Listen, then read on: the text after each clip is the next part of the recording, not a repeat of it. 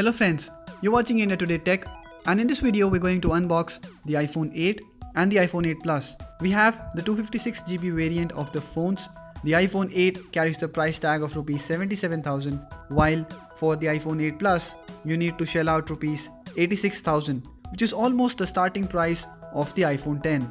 So there are a few differences between the two phones apart from their size and the dual cameras that are present on the iPhone 8 Plus that I will show you in this video. Also, we will take a look at the True Tone display that is on the iPhone 8 as well as the 8 Plus, and the new camera features that are available only on the Plus size. So let's start with unboxing the smaller one. This is the cheaper iPhone you can buy, and one closer to the size of the original iPhone that Steve Jobs once called the perfect size for a smartphone. We have the silver color here. The iPhone 8 is only available in 3 colors this time: silver, space grey and gold. There is no jet black, which was my favorite color, or the rose gold, which many ladies prefer to have. Anyways, here we have the phone that looks no different from the front compared to the previous generation iPhones.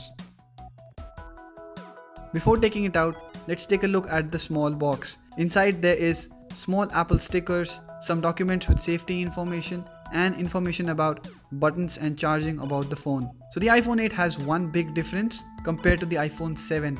That is, it comes with a glass back instead of a full metal unibody design that all the previous iPhones have carried. There is still no headphone jack on the phone, in case you wondered if Apple brought it back. Let's turn on the phone and we'll come back to it. Inside the box you get a travel adapter.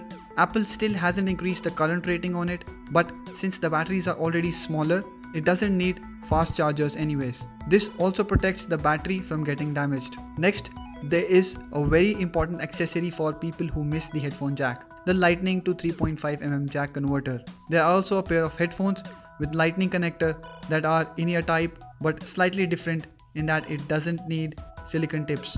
Then there is the charging cable with Lightning port to USB.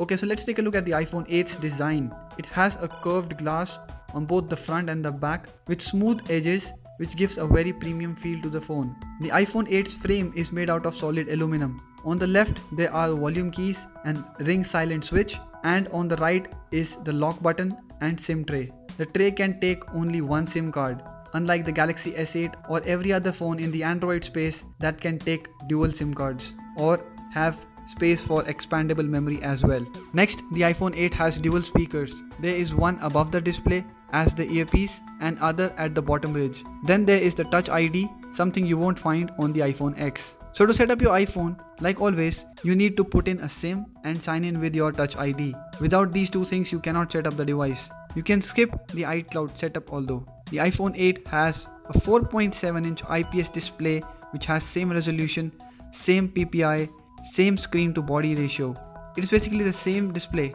The phone runs iOS 11 out of the box, and the layout is more or less similar to the iOS 10, but there are a few changes, like in the drop down menu you get the lock screen, and the command center has been heavily modified. We'll dive deeper into the software, but before that I'm curious to take out the iPhone 8 Plus of its box. So let's quickly get the bigger apple out. The box color hints the iPhone's color. So here we have the iPhone 8 Plus in gold. Doesn't look so much like the gold color, looks more of brown but only slightly more polished. Anyways, the grey color looks much more graceful, and the smaller size of course is much better to hold and use. But let's quickly set up the phone and see what benefits you get for paying more apart from a bigger 5.5-inch screen. So to quickly set up the iPhone 8 Plus, we'll use the quick start feature, wherein you just need to bring your iPad or iPhone that is already set up with your Apple ID near the phone. The old device will detect the new device and use a high-tech artsy QR code to link the two devices. The iPhone 8 Plus is big, and it is also quite thick, as you can see here. Not to mention it also feels quite heavy to hold in the hands, about 54 grams heavier to be precise. On the iPhone 8 you carry 36% less weight. At the back, the iPhone 8 Plus has dual cameras, but both have more or less the same bump. Both the phones are IP67 water and dust resistant. Many users asked if Touch ID works with wet hands, the answer to which is no. It does work on the table, sideways, upside down, but not when the fingers are wet.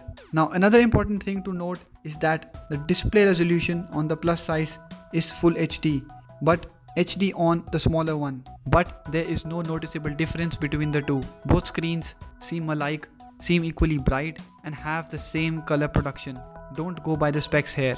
Let's check out the display and the effect of the True Tone feature. The True Tone feature is actually made for the iPhone X's OLED display, but it is put as a software enhancement on the 8 and 8 Plus. I noticed no difference when it is turned on. It does appear different on the camera, as you would be able to spot now that the True Tone feature, when it is turned off on the iPhone 8 Plus, makes it look slightly dull compared to the iPhone 8, which appears more vivid. But the difference is not perceptible from the naked eyes. A better improvement according to me is the dual speakers. They are louder than that on the iPhone 7 and produce way better sound.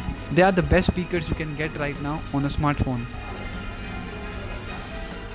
Both the phones also have the same A11 Bionic chip, neural engine and graphics processor, which means the same performance and speed. So the camera remains to be the only major difference between the two phones. So let's compare that. The iPhone 8 Plus has two sensors at the back, one of which has a usual lens and works the same as the iPhone 8 does, while the other sensor has a zoom lens, which gives you a closer photo without spoiling image quality.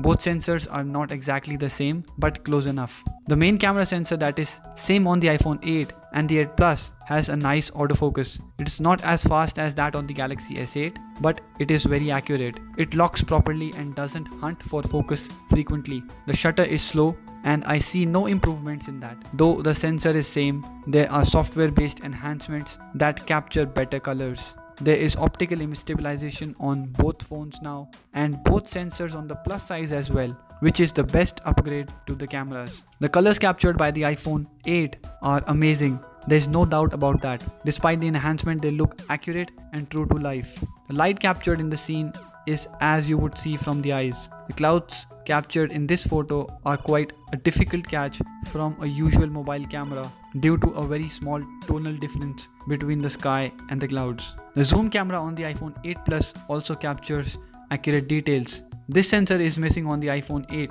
so you'll be able to capture photos much closer to the object without losing the details. The shots taken from the zoom camera have sharp and correct autofocus and is quite stable compared to the iPhone 7 Plus's camera that doesn't come with OIS. A new feature on the iPhone 8 Plus compared to the iPhone 7 Plus is the portrait lighting. It's in beta mode right now, but we still tested it to check how it works. To get a correct photo, the person needs to be standing straight and the face fully inside the circle.